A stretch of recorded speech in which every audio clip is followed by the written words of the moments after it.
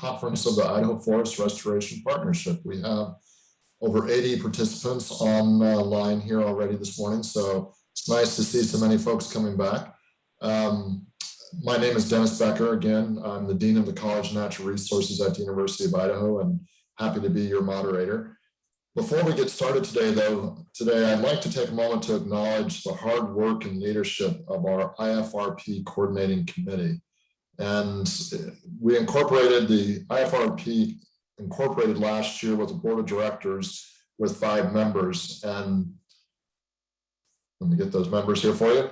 Let me just list them off, because these folks have worked really hard to put this together and to maintain our continuity through this difficult year. Michael Gibson with Trout Unlimited, Peter Stegner with Riley Stegner and Associates, John Roberts, Society of American Forest, John Robertson with Idaho Conservation League, Carrie Koska with the Nature Conservancy, and technical and moral support from Danny Southard with National Forest Foundation, Andy Brunel, U.S. Forest Service, of course, Elizabeth Spalding, thank you for everything the last few days with the Langdon Group, Dennis Murphy, and Tara King with Idaho Forest Group. So just thank you so much to these individuals for pulling all this together and the hard work of organizing a conference, even online.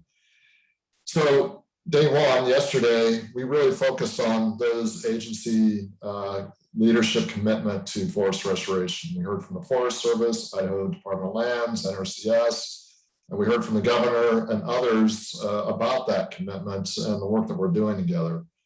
We had reports from resource experts working in those areas, and how we're using that expertise to try to increase our pace of implementation. But we can't do that without bringing everybody along, without all the partners. And so today, we really want to focus on that interaction with the collaborative group members as best we can through the Zoom technology. So there will be a few brief presentations to get us going and get our minds moving in this direction. We will have these breakout sessions, and then we'll have a group report back. As Elizabeth said, we really want to hear from you during those activities. We want to hear about what's working, what's not working. Are we focusing on the right metrics? Are we bringing everybody along? All those factors that are surely on your mind. We want to hear about those today. So with that, I'd like to jump right into our first panel, and I would like to introduce Danny Southard with the National Forest Foundation to be our moderator for this panel. Wonderful, thanks, Dennis. And we've got volume coming through just fine. Great, wonderful. Well, welcome everyone. Welcome back to day 2, as Dennis just noted. We've got the honor of kicking us off. So without further ado, the first and only panel that will be part of today's agenda is really digging into making sense of collaboration. So when is this the right tool? How do we use collaboration as a tool to further our work? And so I'm really excited to introduce our panel today. We've got 3 panelists. First, we've got Chelsea Pennick MacGyver. Chelsea wears many hats, including a PhD candidate. She's a research social scientist and a collaborative member. Her research addresses the interface between public lands and communities on topics of policy, decision-making, and the creation of local benefits. Chelsea is also the lead author of an empirical evaluation of the impact of collaboration on the pace and scale of national forest management in Idaho. We've got also with us Leah Zemesnik. She's the partnership coordinator for the National Forest Foundation. Leah works closely with forests across the country to assess the needs and opportunities for building resilient partnership programs. She was the National Forest Foundation project lead also on the SWOT analysis project that we're going to be discussing in this panel this morning. And then lastly, we've got Shawnee Sitcombe with us. Shawnee is an environmental studies graduate student at the University of Montana, and she is also a Conservation Connect Fellow with the National Forest Foundation. In addition to teaching a conservation education course at the university, Shawnee's work has also focused on conducting the SWOT analysis research project in partnership with the National Forest Foundation. So those are our panelists. The way that we'll run this panel this morning, I've invited Leah, Shawnee, and Chelsea to provide just a bit of background context for us that will jump us into some dialogue. And that'll take us through about the first 20 minutes of this panel. And then I'd like to leave time for some questions from the audience or just some comments related to some of the material that our panelists are going to present. So with that, here's always the tech challenges to begin with. I'm going to go ahead and see if we can get screen sharing up and running. And how are we looking? Can y'all see this? Okay. And so this first set of slides, Leah and Shawnee, I'm going to go ahead and turn it over to you. And then if you can just prompt me with the next, I'll run your slide deck from here. Sounds good. Thanks, Danny. Good morning, everyone. Like Danny said, I'm Leah Zemeznik with the National Forest Foundation, and just going to give a quick overview of the SWOT analysis that we did with forest collaboratives in Idaho and Montana. So first want to thank the Idaho Department of Lands, the Idaho Forest Group, and the Montana Department of Natural Resource and Conservation for their support of this project. It would not have been possible without them. Go ahead to the next one.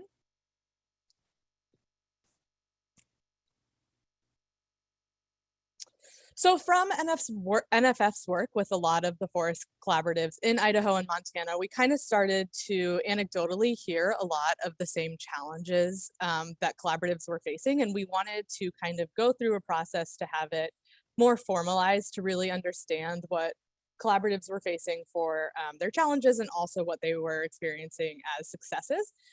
So we developed a SWOT project. So SWOT stands for strengths, weaknesses, opportunities, and threats, just to really understand what's happening on the ground with forest collaboratives in Idaho and Montana. So we aimed to identify the internal and external factors that influence collaborative groups, also to understand how prevalent each of those factors were, and then identify the common needs and opportunities that collaborative groups experience. And then from that research, hosted conversations with members of collaborative groups. So last week, we hosted a peer learning session where folks could come and we could talk about how we can build up resources that were identified through this work. Next slide, Danny. So in total, we interviewed 23 groups, 14 from Montana and 9 from Idaho. We got those lists from MFCN, the Montana Forest Collaboration Network, and IFRP. We had 1 decline to participate and were unable to schedule 4. Those interviews happened over July and August and were one-on-one interviews over Zoom and phone calls, and then we got 1 written response. And then we asked 13 questions that ranged from, what's going well, what do you see as a strength of your organization that's internal to your organization, what's a weakness that's internal, what's a threat that is external, and what is an opportunity that is external. And an important thing to note here is we did not prompt responses from these questions. They were open-ended. We asked the question and let the participant respond. So just quickly, these were our top 3 most significant responses. And I will also in the chat post a link to this study on the NFF website if anybody wants to look at it a little bit more in depth. But so for the internal strengths, we saw that group membership was 100% reported as a strength. When groups had agencies participating and sitting on their group, that was seen as a really big strength. And then having a facilitator really helped those groups function well. And then on the opposite end of that, their internal weaknesses dealt with low diversity within the group, so only having expertises in certain areas and not really having a diversity of thought and a diversity of background, not having high participation from their members, and then also a lack of knowledge from their members. Some opportunities that were pointed out that would be helpful going forward were getting more facilitation support for the groups that didn't have it. Of course, funding. A lot of groups struggled with their sustained funding sources, and then also being able to create shared learning networks among the different groups. A lot of folks talked about wanting to learn from one another so they're not having to reinvent the wheel. And then some of the threats that were pointed out, so these are external to their groups. Some people talked about antagonistic folks to collaboration, whether that be from outside groups or from members of their community. And then also the difficulties of working with a federal agency for those folks that were working closely with the Forest Service, having to keep up with staff turnover, a changing of leadership, and those sorts of things. And then also, of course, COVID and just community dynamics. So keeping up with the community's economic downturns. And then a lot of folks talked about COVID and the difficulties of not being able to meet in person and not having reliable internet and things like that. So we took all of those results, put it into a report, and again, I'll put that in the chat. And then we are hosting conversations with folks that are in these collaborative groups, as you guys are the people on the ground doing this work, just to really identify and dig deeper on those resources so that we can put this report into action and make some meaningful change that will be helpful for collaborative groups in Montana and Idaho. I think that's it, Danny. Unless Shawnee, you have anything to add. No, that was great, Leah. Thank you. Okay, thanks, Leah. And then Chelsea, I'm going to turn it over to you to just provide some background context on the work that you've done and your research. Great, thanks. Good morning, everybody. Yeah, I'll keep it brief. I know we really want to get to our conversation about how these projects interact, and I'll just say briefly, I've also talked about this, I know, with this group a couple times, so I probably won't go into a lot of detail, but broadly, as Danny mentioned, Dennis and I undertook a study started a couple years ago, that really came out of conversations with the Idaho Forest Restoration Partnership around wanting to understand better the impact of collaboration on pace and scale of restoration in the state or in the region. And so what we did is we just leveraged administrative data on planning and accomplishments from a couple databases and married those together, and then really leaned on Idaho Forest Restoration Partnership's work tracking projects at the state level, which is a really unique resource that a lot of other states actually don't have and a lot of other collaboratives don't have. And so we took all that information on the collaborative projects that had been undertaken in the state. We identified those within this database of projects that we put together from the Forest Service. And what we ended up with was a database of about 400 projects that were restoration projects. We kind of, we weeded out the other stuff that didn't really seem to be to fit. And then we looked at these 60 or so collaborative projects, and we just evaluated them and compared them to non-collaborative projects, or what we call non-collaborative projects. We treat it as like a binary variable to understand how they're differing in terms of their performance. How long are they taking to plan on average? How many acres are they treating? What's the diversity of objectives that are being met and the diversity of activities that are being accomplished? And then we looked at efficiency. So with all that information, we were really able to provide this really unique look at performance by looking at the number of acres being treated for every day spent planning. And so we evaluated collaborative projects again, and we compared them to the rest of the projects in our data set. And what we found was, perhaps not surprising, I think in many ways very validating, that collaborative projects on average were not taking any longer to plan than their non-collaborative counterparts from our data set. And but they actually were accomplishing more acres on the ground. They were accomplishing more diverse activities and a more diverse set of programmatic objectives. And so when we put that all together, that also meant that collaborative projects were achieving more on the ground for every day spent planning than their non-traditional counterparts. And so these findings, they're all written up in a study that we published in Forest Science, and folks can go there. And we also have a technical report on the Policy Analysis Group's website with many of those same findings if folks want to read more. And then, yeah, I think that's probably enough for us to move into the discussion portion. Okay, wonderful. And as we're going through this, I would just invite everyone to utilize the chat box. we'll spend about 10 minutes on some dialogue right now. And as questions pop up, go ahead, enter them into there, and we'll get to questions. And Elizabeth, thanks for helping me keep an eye on that chat box. And I see Leah is dropping some of the information into there related to the SWAT project.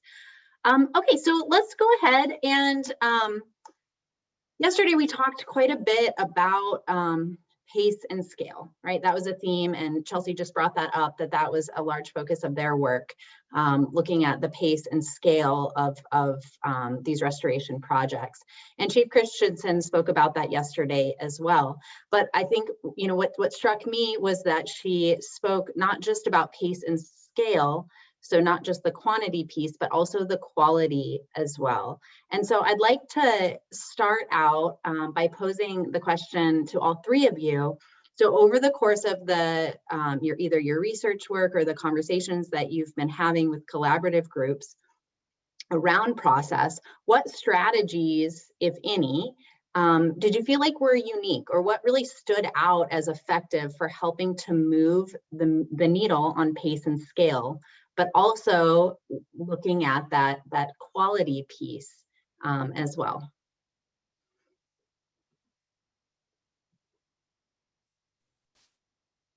Yeah, I think one of the findings that we found in the SWAT project, that a lot of, you know, the collaboratives pointed out that they don't necessarily measure their success. And so that's something that we're trying to dig into on the opposite end of how can we start measuring success. But they considered themselves successful oftentimes when they could reflect back upon their process and when they had founding documentation that outlines that process. That, you know, things like a charter, things like a statement of work, that they could go back to and they could refer to. This is the purpose of our group. And that seemed, having that foundation seemed very important to defining their work and keeping their work going when they had issues or had any kind of conflict arise within their group. Having those foundational documents were really important to them. And then I would also point to the collaboration cadre that the U.S. Forest Service runs. A couple of groups talked about having that resource come in and help them with strategic planning to either refocus their work and how they could scale it up. A lot of groups did talk about wanting to scale up their work and kind of expand where they were focusing on, and having that collaboration cadre come in and help guide their group through that process was beneficial.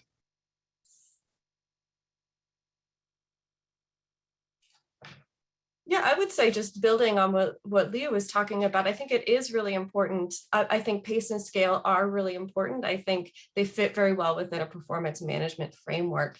And I think it's also really important to recognize that, you know, that not all collaboratives have the same objectives, and that sometimes the motivations for collaborating, and this is something that's come out in some recent studies, the one I'm thinking of is by Emily Jane Davis at OSU, is just that the motivations for collaborating can be different across collaboratives, and they can be different between the Forest Service and collaboratives. And so it is really important to be able to be explicit and have these conversations about what success looks like. Because again, the metrics, you know, the quantitative stuff around pace and scale are important, but they're not the only things that are important. I think quality is a really important concept as well. It's just harder to measure.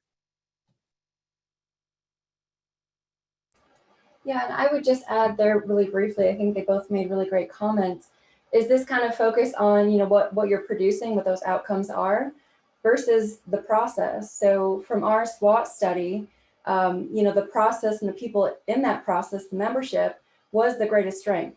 They didn't talk about, you know, we produce this, we produce that. It was the people that we're working with is our greatest strength. So I think there's a different focus on, you know, the process versus product. So I think, you know, we've also mentioned how do you define success, and that's maybe another conversation, but I think that's really interesting perspective to maintain as well. Wonderful, thank you. We very briefly touched on this yesterday, so I'm gonna bring a little policy piece into this conversation.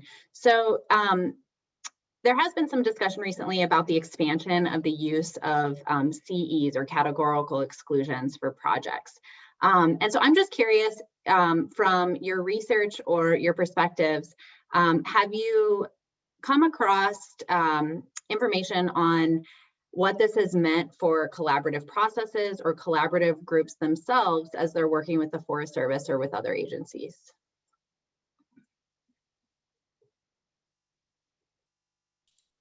I might just kick this one off. You know, I mean, again, what we have to look back on is really just some of the data that came out of our analysis. And when we looked at trends by decision type, or what we might think of as level of analysis, you know, we did find that collaborative groups were associated, like I said, with this increase in the number of activities accomplished and objectives met. And that was true for categorical exclusions, although of course, given the, you know, the limitations, the purposeful sort of limitations or of CEs, you know, those, the sort of scale of the, you know, number of activities and objectives was quite a bit smaller than for, you know, an EA or an EIS. And of course that, you know, that's related to acres as well.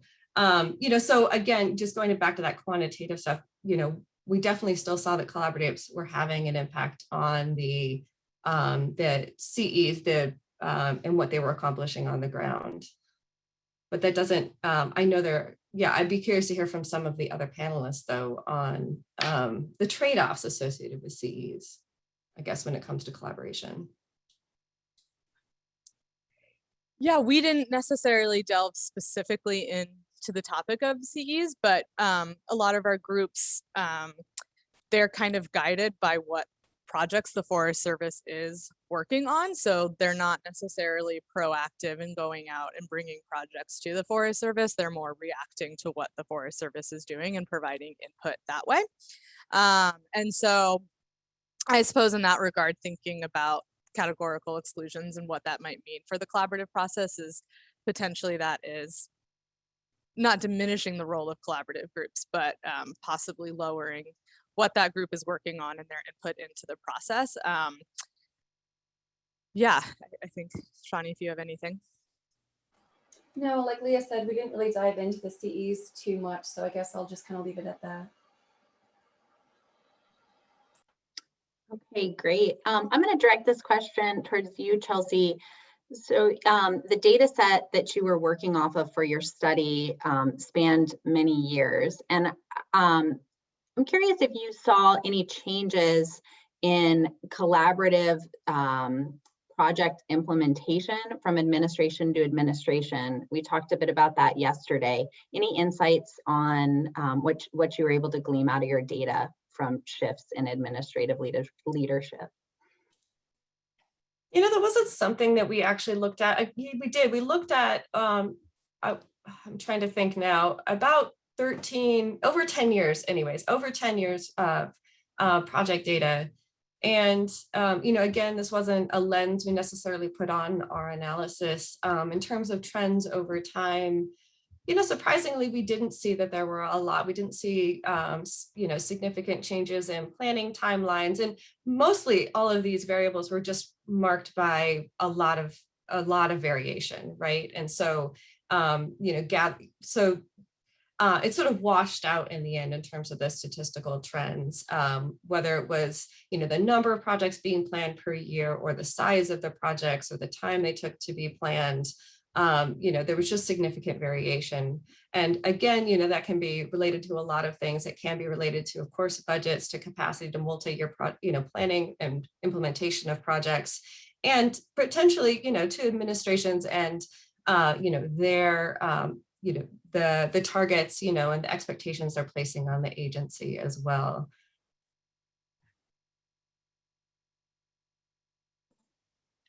Wonderful. I'm going to toss one more question out, and then I see quite a bit coming in on the chat box, so I'd like to get over to those. So Leah and Shawnee, so in your opinion, you just highlighted, you know, some of the biggest challenges that are there out of the SWAT project. So how do we begin to address these challenges?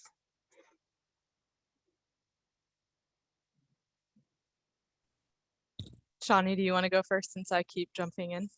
Sure, yeah, happy to. So from what we saw and Leah shared in the introduction is this, you know, internal weakness of wanting to have more diversity, wanting to reach more of the community, have more of that inclusive participation. So I think like when we start thinking about addressing that, I'm really looking forward to the storytelling session today. So how do you share the story of what your group is doing? How do you talk about that success? How do you reach more people? How do you frame that language? And I think that's really important skills. So thinking about sharing that storytelling, doing more marketing, and engaging in more shared learning, right? So when we can make space for people to attend things like this or peer learning sessions, it creates that avenue for participation, also having that understanding of what are we doing, what is working well, what's not, how can we build skills together so that we can implement those skills in what we're doing. So I think the educational piece is really important. I think the outreach, the storytelling, which is a very creative process, can be really fulfilling for addressing needs like connecting with your community members, engaging more people, and just sharing the story of the great work that we're doing. So I think all that's really important. Yeah, and I'll just add something that we heard while we were interviewing folks was, people are always interviewing us and asking for our feedback on things, and then nothing ever comes out of what we provided to you. So provide something from this. And so that's what we're really focusing on right now. We're kind of in phase 2 of this project. And so we're trying to build up these resource lists that are kind of in 4 focal areas from some of those biggest challenges and opportunities that we heard of. So what resources already exist and how can you go about accessing them? So trying to put all of that information into one place. And then on the other side of that, what resources would be really helpful for you and what needs to be done to help develop those resources and who can take the lead on that. So really trying to come up with some concrete steps to either, develop a sustained funding pool for facilitation for your collaborative group, really create a network of shared learning that is existing that you can just readily tap into. That maybe that's a monthly brown bag session that someone hosts that changes speakers every month. Trying to figure out how you can build up partnerships in your community and what needs to be done to help collaborative groups do that, whether that's creating a toolbox or creating some sort of training that happens one-on-one with your groups. And so those are that's our next steps, and that's where we are right now. And if anybody has any ideas or would like to get involved in that, please feel free to reach out. We've gone through the first kind of formal iteration with a peer learning session that we hosted a couple weeks ago, where we started to build out those lists. And then we're gonna work on kind of completing them more and then coming up with a strategy to start addressing and building some of these resources that were identified through our work. Great, thank you. I'm going to go ahead and just start pulling some questions out of our chat box. Let's just start with this one, because in the day and age of Zoom, fatigue is real, and maintaining collaborative momentum can definitely be a challenge. So Gordy has a question in there. Gordy Sanders has a question. Did you hear much about collaborative fatigue? And how are collaboratives moving forward without being consumed by delays? And I would take that as delays probably in projects or processes. And Gordy, feel free to add in there if I didn't capture that correctly. You did capture correctly.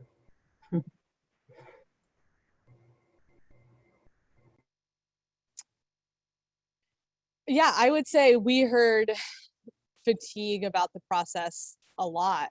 So I think you saw it in a couple of different ways. So on the groups that have members that are either part of an organization and they're paid to be a member on that group, on the same group of where you just have volunteer community members, there was a knowledge gap sometimes, but also a time commitment and engagement gap between those members. And so trying to retain those members that aren't necessarily paid to be there by their organization, or to recruit new members to join with some of the bigger challenges. And I think that's kind of what Shawnee was talking about, learning to tell the story of your collaborative group and getting that message out to your community to bring in new membership really helps to kind of keep that momentum going. And then I think we also heard from groups about wanting to expand what they're doing. So, within the frustration of having to work within a federal agency process and be on their timeline and waiting for things to come back to you, groups mentioned wanting to expand into, monitoring past projects, and that would be a way to keep the group going while they're waiting on a response. Or starting to do, delve into economic development in their communities, and just expanding their focus area to keep their membership engaged and also to stay relevant, to kind of get past that hurdle of finding members just burning out. Yeah, and I would just add to that, Leah, that was really wonderful. When we think about fatigue and like multiple things happening, it's really helpful when groups have somebody they can delegate a task to. So in our peer learning session, it was this conversation about, we're getting a lot of public, comments on social media. Who's going to respond to those? Who is our dedicated person, right? Like, how do we manage that? So just kind of having that delegation is really helpful. And secondly, I would say utilizing your partnerships. So I am at the University of Montana. I know so many students who would love to work on storytelling or social media posts for your organization, or anything like that. So understanding that there are students or interns or volunteers that can help supplement that capacity that maybe your group doesn't have. So finding ways to leverage your partnerships or expanding your partnerships is a way to kind of fill that gap as well.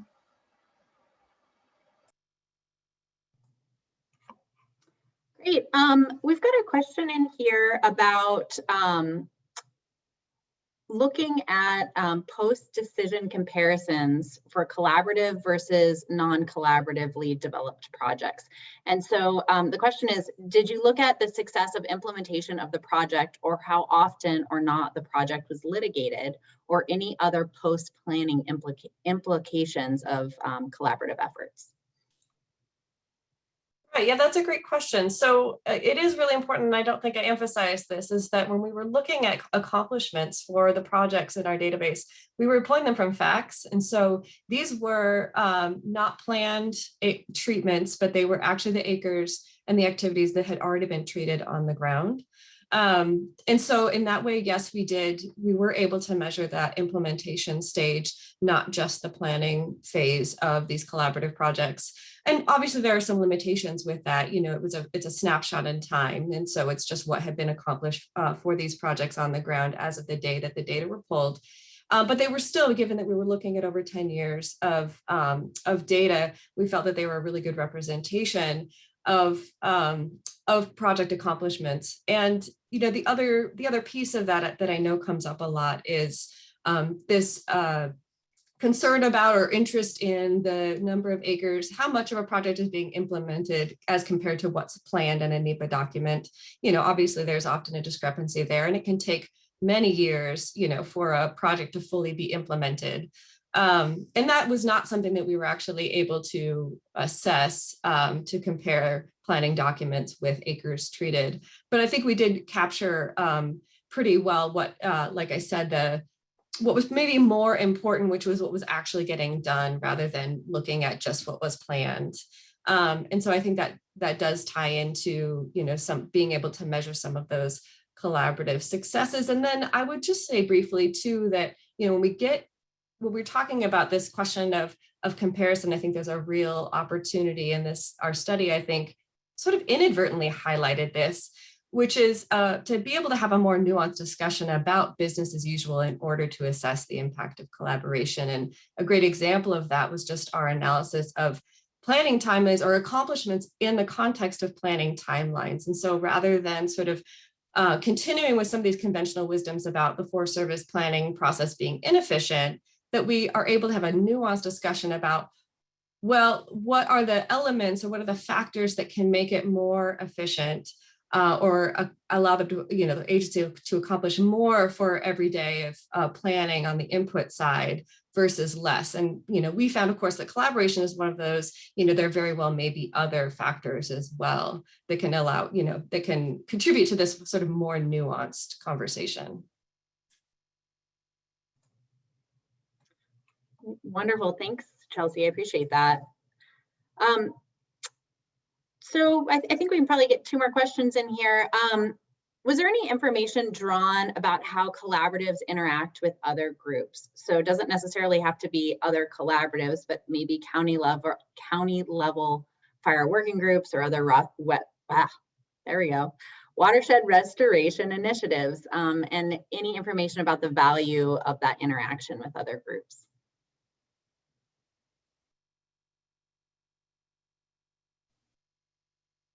So some things that came out of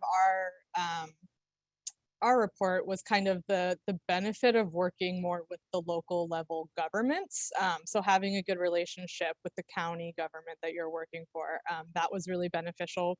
A group talked about, they used to have a coordinator position at the county level that was coordinating between the government and then the group. And then when that position went away, it became pretty difficult for them to organize with that at that level. And created a barrier. It sounded like they were getting that position back, so that was good to hear. And I think the other just kind of, I think when these groups could be brought in, it was beneficial just to add to that diversity of knowledge that was represented on the group. And I think especially as groups talked about wanting to either shift what they were working on or expand, they were mentioning who they could start working with. So trying to already start identifying partnerships. I think especially as groups wanted to get into the monitoring phase, they were talking about organizing with citizen science groups that already exist in their local areas and tapping into that knowledge base to kind of get that volunteer group going and monitoring on the projects that they have helped implement. Great, and maybe building from some of that membership piece, I'll squeeze one more question in here. There's a question in the chat box about proximity to urban centers, and when you're closer to some of these larger areas, that it might be easier to form groups. So any insight on being in a small rural community and the challenges associated with getting that diversity in membership? Yeah, I think, from our interviews, it was an interesting point that being on Zoom has really increased that accessibility. However, there are people who don't have reliable internet or don't have a device to get onto a meeting. So it was like this kind of both worlds of increasing accessibility for some people, but still not for others. So from those conversations, there was a direct interest in funding to enhance accessibility, funding to provide travel stipends or daycare or things like that, so other services. So yeah, it's definitely a challenge with COVID, but in some ways it has been helpful, but there's still a lot more work to do there.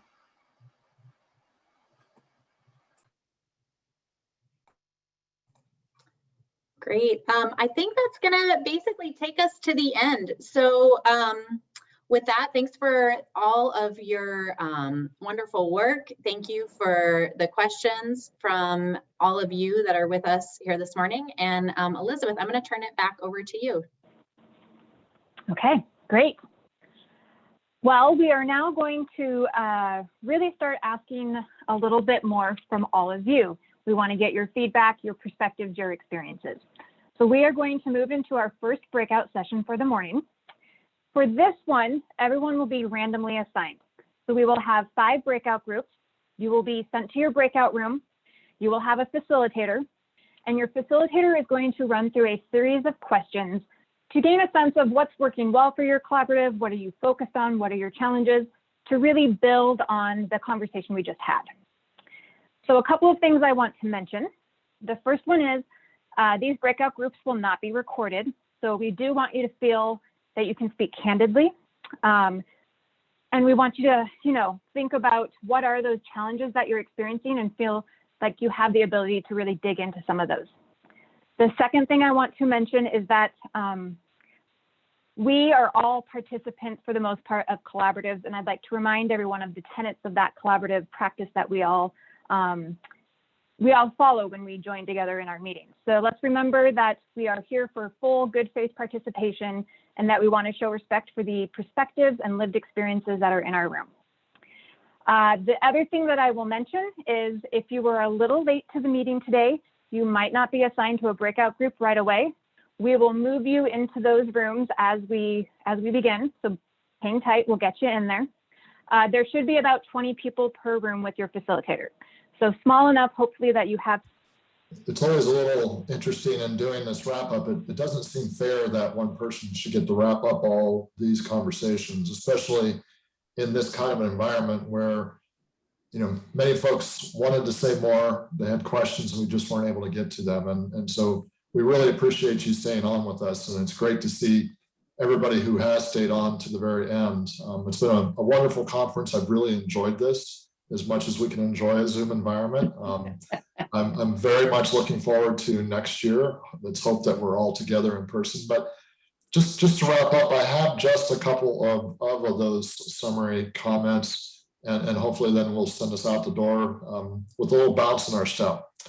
I think one of the observations I made today that I also saw yesterday is this reinforcement of this notion that we really haven't experienced this whiplash that could easily happen between administrations, especially between administrations that were just coming between that are so starkly different. And, you know, we heard yesterday and today that the all hands, all lands approach remains a priority. And that's really positive to hear that. And it's good to see that regardless of the noise and the shouting that happens at the national level, we can stay focused on things internally. I find it interesting in early this morning session that collaboratives are defining themselves more in terms of process and the value of the partnerships, which that isn't surprising, but less by the outcome measures like acres treated. And, you know, in years past, I've sensed that there's been this desire to downplay acres treated, pace and scale, if you will. There are other variables, of course, that we have to track. But I always have sensed a little bit of fear that what if we weren't moving the dial? And so maybe we don't want to talk about it too much if we're not moving the dial. But I think, you know, Chelsea's research demonstrates that we clearly are moving the dial. It is a very important metric, pace and scale. It's not the only metric, but we shouldn't be afraid to talk about it and to hail that as a success. We are having an impact in a very real way. You know, I think another observation that I picked up today is that collaboratives have always taken on a range of issues. And that's not true. That's not different this year. The question I find interesting, and is raised by Bob Harrington in one of the breakout groups, is, you know, the Great American Outdoors Act, you know, really presented an opportunity, a test really of collaboratives to mobilize quickly around shared priorities for these priority projects. The question is, were they ready? And probably the more important question is, will they be ready the next time? And I find that to be a really interesting question because there are a number of infrastructure and workforce training and other types of bills moving through Congress that, you know, given the scope of money that's involved, I wouldn't be too surprised to see a handful of those pass and get the president's signature. And so, you know, will you be ready when the opportunity arises to weigh in on how that money is spent? A final observation, at least on this year's conference that I have, is I find it really intriguing that shared stewardship is becoming more than just a program. It's really becoming more of a core principle in how we mobilize action. You know, you know, the shared stewardship itself is focused on those two priority landscapes in terms of the agreement that was signed.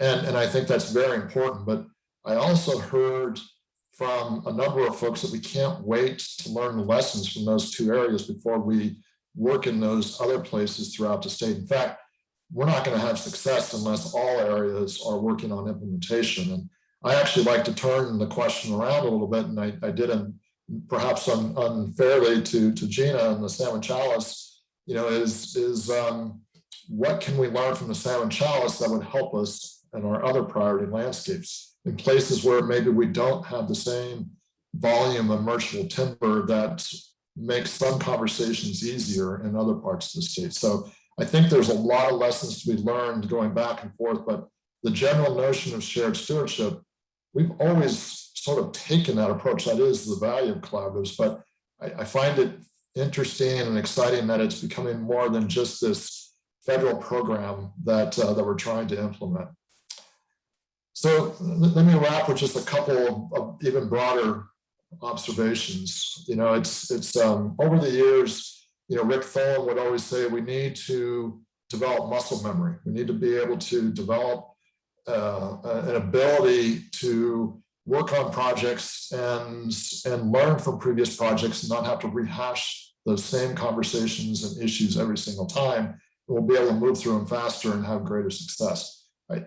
That is something that we are continuing to work on in this conference. Is we really talked a lot about the evolution of the complexity of projects, the evolution of the work that we're completing, and that is exciting. That I think that muscle memory is happening.